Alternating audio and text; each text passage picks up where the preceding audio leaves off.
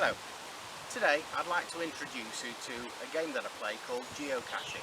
It's a worldwide treasure hunt with millions of geocaches around the world and millions of geocaches that have been placed around the world. I'll show you a map of those and give you an idea of the scale of the game. The basic kit, I take my kit everywhere with me in here. It's free to play unless you take out a yearly subscription, and in which case it's only 25 Great British pounds per year or thereabouts. The basic kit is your mere smartphone. Once you've opened up the app, you would log in or create an account and search your local area for geocaches.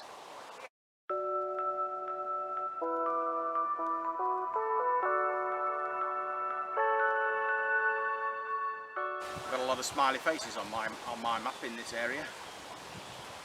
It's in the area that I live. I've got most of them, not all of them. I've still got some to find. If you'd like me to go finding them and you'd like to see those videos, please give me a thumbs up. So your smartphone is the basic equipment that you need with the app on.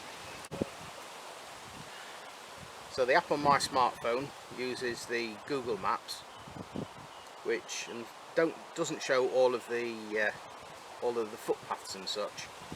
It can be a great tool for looking at the terrain and so on around you, and giving you a good idea of where to get to. And there's also a compass that shows you where they are.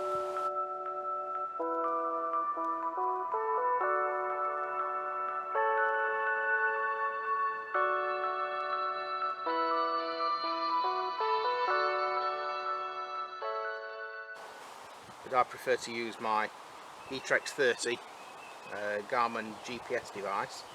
It does show all of the footpaths. You can zoom in and out, as you can see on here. Possibly if you can get a bit closer, you can see some of the footpaths, the footpath that I'm currently on at the moment.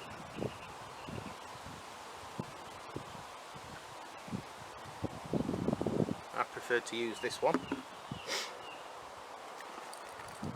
Another one of the basic essentials that you need to have is a pen.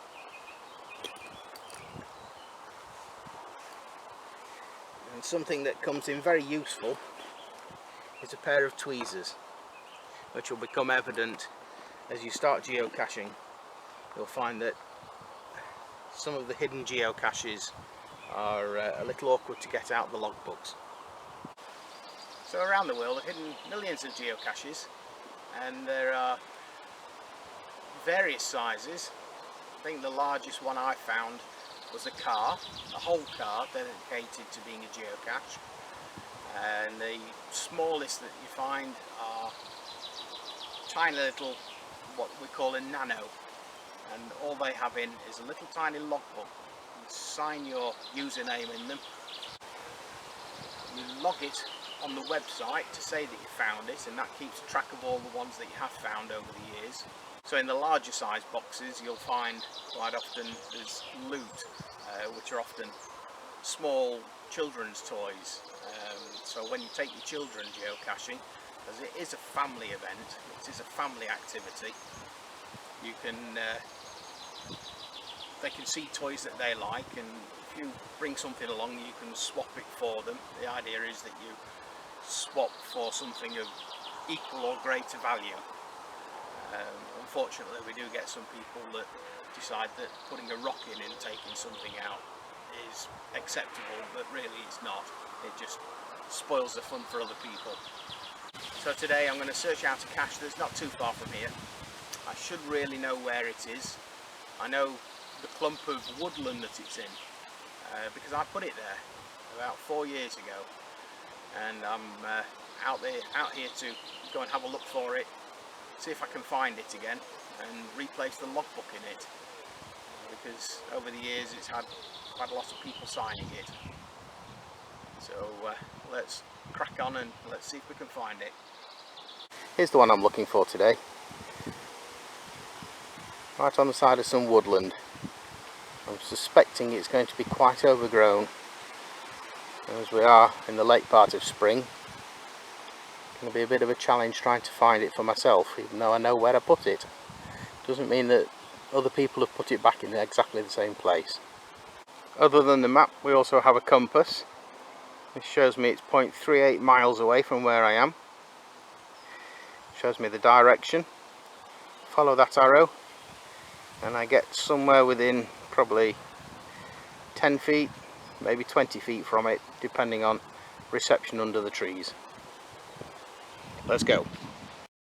I'll just pan the camera around, you'll see in the direction we've got to head. A nice bit of a countryside that we've got to pass through as well.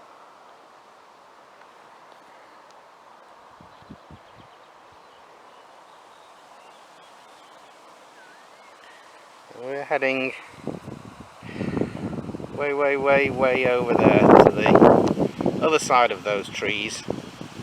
So one of the best things about geocaching is some of the beautiful places that you find that you would never have thought about visiting before.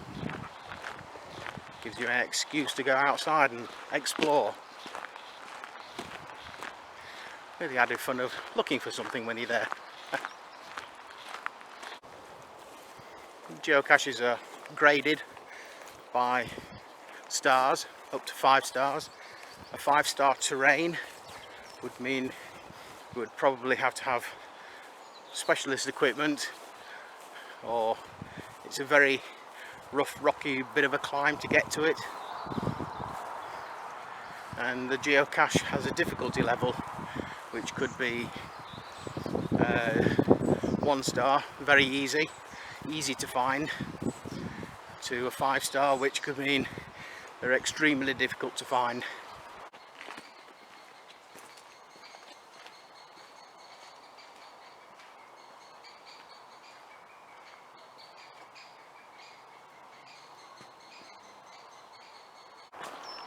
Just about made it through the woods. Woods over there are the ones where the cache is. And when I get closer, I'm going to have to use my GPS to track it down. So looking at the compass, I'm on the right track, about 290 feet away from it. Okay, I've got to within about 50 feet of it. The compass has turned to the left as I've walked by on the path. Biggest problem is when we get into the trees, the tree cover often affects the signal to the GPS, and it can be quite difficult to really pinpoint the actual spot. So it's down to your eyes then, having a good look about. Okay, I'm not really quite sure exactly where to look when I get in here. The woodland's quite well grown up. Lots of grasses, lots of leaves, lots of autumn debris from the last 2 or 3 years since I was last here. So let's head on in, see if I can find it.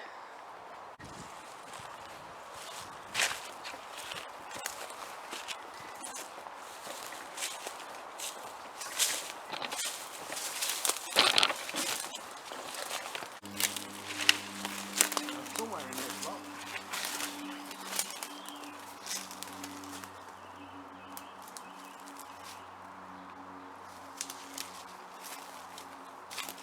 Somewhere that's my geocache.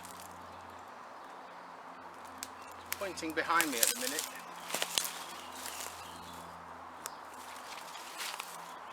It's pointing over there. This is the problem I'm having with the trees. There's quite a few sites that it could be under. It could be hiding. There's a log that I'm looking for that I'd hidden it under. There's quite a few logs about now, more than I remember last time.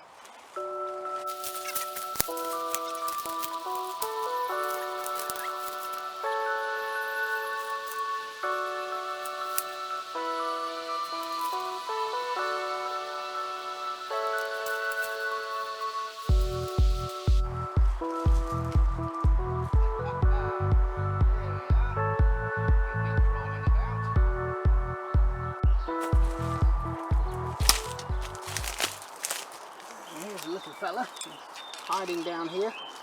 covered over with a few leaves and things. And a little ratatouille rotter. Look at his bum. We've got a little logbook.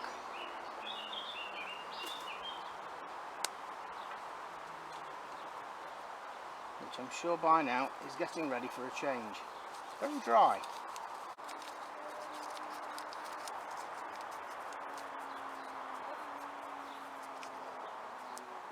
There's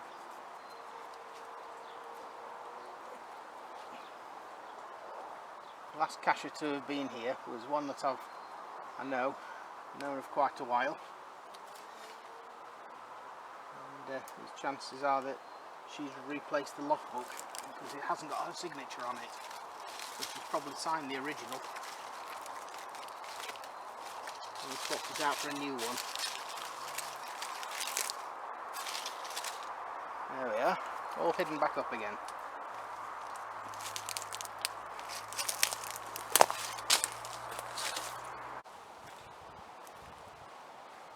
Oh, I'm glad that we found that one. Somebody's already replaced the logbook for me, so really there was no need for me to check on it, other than to make sure it was still there in the right sort of place.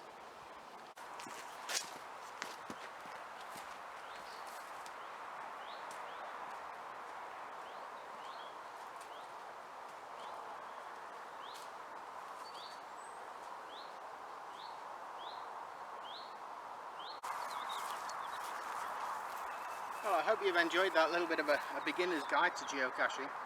I hope that it's given you a little bit of an idea of the game, maybe encouraged you to get out there and possibly start your own geocaching. You're in for some adventures, that's for sure.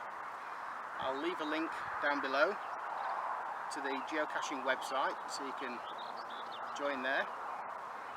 If you like this video and you would like to see more of me geocaching, going and trying finding some of the ones that I don't own, that I've not found before, hit the like button, give me a thumbs up, and I'll make some more videos for you.